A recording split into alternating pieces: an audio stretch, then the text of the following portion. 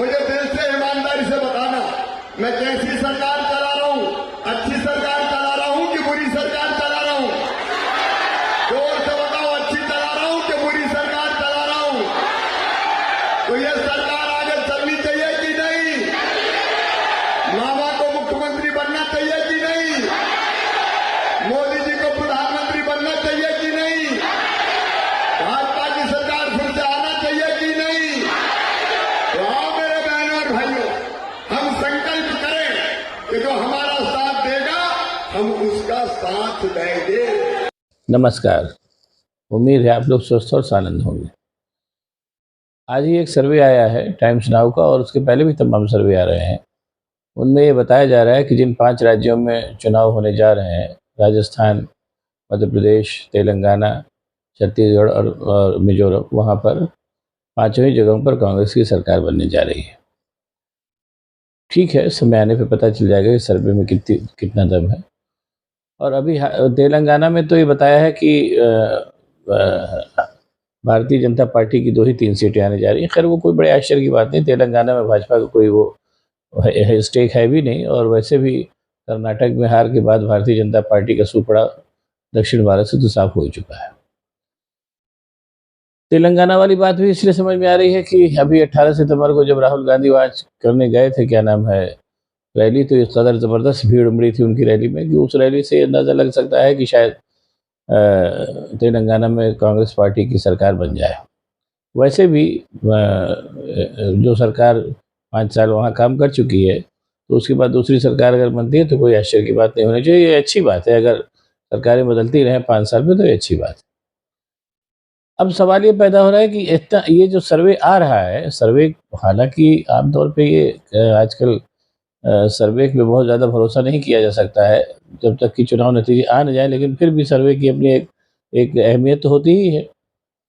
और लेकिन है कि जो सर्वे आ रहे हैं और जो बाकी राज्यों में जो स्थितियां दिखाई दे रही हैं भारतीय जनता पार्टी की, उससे ये लग रहा है कि शायद इस सर्वे में दम है। अब मुझे जो चीज़ें सिचुएशन सामने आ रही है राज्य दर राज्य, उससे लग रहा है कि भाजपा में जो भगदड़ मची हुई है वही भाजपा पर भारी पड़ेगी। उसके लिए कांग्रेस को बहुत ज़्यादा कोशिश नहीं करनी पड़ेगी। अब एक-एक करके फॉर एग्जाम्पल मैं आपको बता रहा हूँ, कोशिश कर रहा हूँ। देखिए, हालांकि आप लोग भी पढ़ लिख के देख के समझ ही रहे होंगे। भारतीय जनता पार्टी की हालत मध्य प्रदेश में बहुत ही ज़्यादा खराब है। वो अदरवाइज़ दिख रहा है कि वो सब कुछ वहाँ बहुत अच्छा है। 4 बार की उनकी सरकार भी रह चुकी है। मैं पहले भी बता चुका था कि जब से मामा शिवराज सिंह की सरकार वहाँ पर ज्योतिरादित्य सिंधिया ने कांग्रेस की सरकार को गिरा करके वहाँ बनाई, तभी से मामा की नैतिक पराजय तो उसी दिन हो गई थी। लेकिन बहरहाल 3.5 साल फिर सरकार चली तो। लेकिन जैसा सिचुएशन आज सामने आती है, जैसा कर्नाटक में और जैसा गुजरात में सब में कर चुके हैं अपने नरेंद्र मोदी साहब, उन्हें लगता है कि मध्य प्रदेश में वही दांव खेला कि पूरी की पूरी सरकार को ही बदल दो। इसीलिए मध्य प्रदेश में शिवराज सिंह चौहान उनके निशाने पर हैं और वो पूरी तरीके से उनको नेगलेक्ट कर रहे हैं। लेकिन ये कि चूँकि शिवराज सिंह चौहान भी पुराने चावल हैं और 3 बार चीफ मिनिस्टर रह चुके हैं, इसलिए उन्होंने पलटवार कर दिया है। वो मोदी के ऊपर भी पलटवार करने लगे हैं और उन्होंने एक तरीके से चुनाव सभाओं में संकेत देने शुरू कर दिए हैं कि मैं नहीं तो मोदी भी नहीं। अब वो बहरहाल उनकी स्ट्रेटजी कितनी सफल होती है ये तो पता नहीं। दूसरी तरफ जो केंद्रीय मंत्रियों को और सांसदों को उतार दिया है मध्य प्रदेश में नरेंद्र मोदी ने चुनाव जिताने के संदर्भ में, जैसा उनका कहा है, उनका जो पुराना गुजरात वगैरह जो रिकॉर्ड रहा है कि एंटी इनकम्बेंसी को हटाने के लिए पूरी की पूरी सरकार को ही बदल देते हैं, पुराने चेहरों को बदल देते हैं। उसी के चलते 4 केंद्रीय मंत्रियों और 4 सांसदों को मध्य प्रदेश में उन्होंने उतारा है।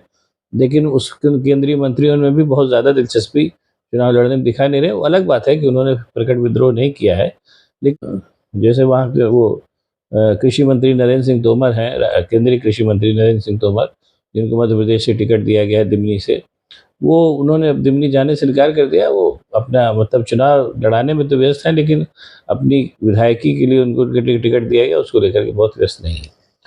यानी एक तरीके से उन्होंने खुला ऐलान कर दिया है कि वो केंद्रीय सरकार की या कह लीजिए मोदी जी के इस फैसले से संतुष्ट नहीं है। तो कुल मिलाकर के मध्य प्रदेश में जो सिनेरियो आ रहा है, जो जैसी बगावत की लहर दिख रही है, या जैसी बगावत अगर न भी कहें तो जैसी मतलब भगदड़ सी मची हुई है भारतीय जनता पार्टी में। ज्योतिरादित्य सिंधिया अलग परेशान है, उनको टिकट नहीं मिल रहा है। ये सब तारीख कहा भी जा रहा है कि उनको शायद विधायक का टिकट दे दिया है, जो भी है। बहरहाल जो सिनेरियो दिखाई दे रहा है उसमें लग रहा है कि भारतीय जनता पार्टी जिस तरीके से संगठित रूप से चुनाव लड़ने की उसकी के लिए प्रसिद्ध रही है, वैसी संगठित चुनाव लड़ती भारतीय जनता पार्टी इस बार मध्य प्रदेश में नहीं दिखाई दे रही है। और मामा शिवराज सिंह पुराने चावल हैं, वो इतनी जल्दी आसानी से विदा होंगे भी नहीं, ये भी सच बात है। अब वही हाल राजस्थान में भी है, इसीलिए मध्य प्रदेश में भी ये बात कहा जा रहा है कि कांग्रेस की सरकार बनने जा रही है। जो सिनेरियो दिख रहा है, अगर सर्वे की बात माने तो सिनेरियो इस बात की पुष्टि करता है। मध्य प्रदेश में सिनेरियो दिख रहा है कि शायद इस भगदड़ का ही नतीजा होगा कि कांग्रेस की मध्य प्रदेश में भी सरकार बन जाएगी। वही हाल राजस्थान में भी है। राजस्थान में भी सब जानते हैं कि वसुंधरा राजे सिंधिया का किस कदर वहाँ कद है। वही चुनाव जिता सकती हैं। वसुंधरा राजे सिंधिया को लगातार निगलेक्ट किया जा रहा है, हालांकि भी पूरी तरीके से नहीं किया गया, लेकिन वो चीज़ें उसी तरफ बढ़ रही हैं वहाँ वसुंधरा राजे सिंधिया को निगलेक्ट किया जाए।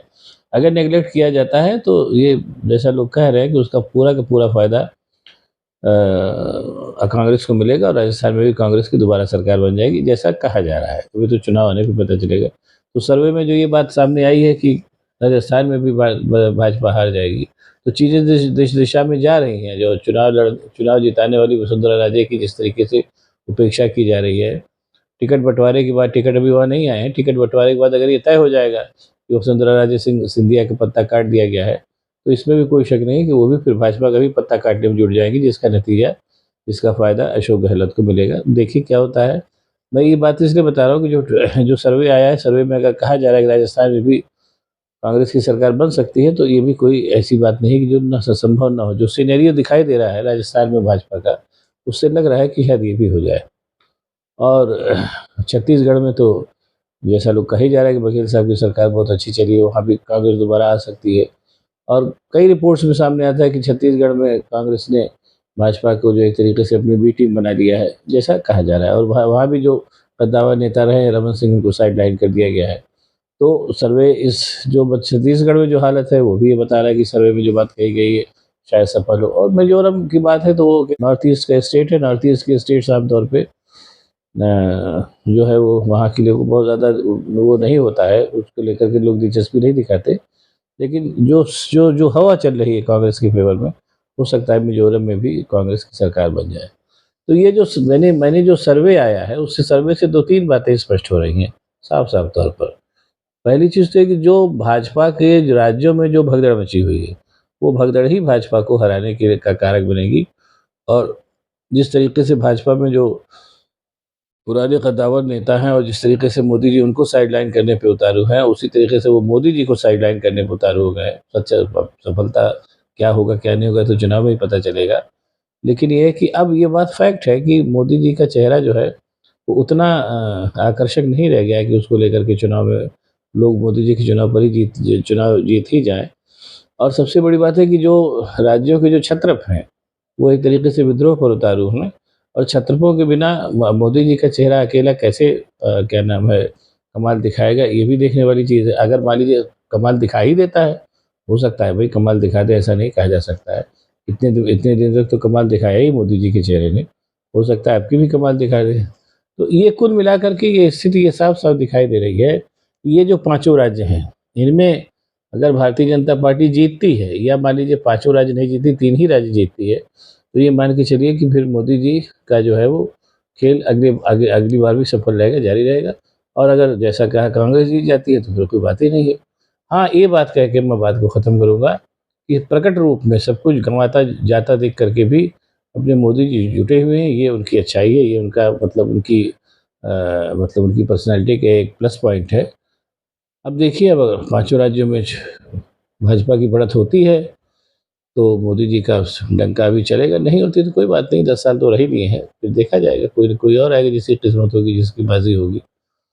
बहरहाल कुल मिलाकर के ये कहना बस नटशेल में कहा जा सकता है कि भारतीय जनता पार्टी अगर 5 राज्यों में चुनाव हारने जा रही है, तो इसका मुख्य कारण उस पार्टी के अंदर ही मची भगदड़ है, जिसका मुख्य कारण ये भी है कि मोदी जी अपने हिसाब से चलना चाह रहे हैं और राज्यों के छत्रप अपने हिसाब से चलना चाह रहे हैं। देखिए उसका क्या नतीजा आता है, देखने में बहुत ज़्यादा समय नहीं बचा है। अब आपको अगर ये मेरा वीडियो पसंद आए तो इसको शेयर करिए, लाइक करिए, साथ ही साथ मेरे चैनल को सब्सक्राइब करिए, ताकि मैं और भी ऐसी बातें आपको बताता रह सकूँ। बहुत बहुत धन्यवाद, नमस्कार।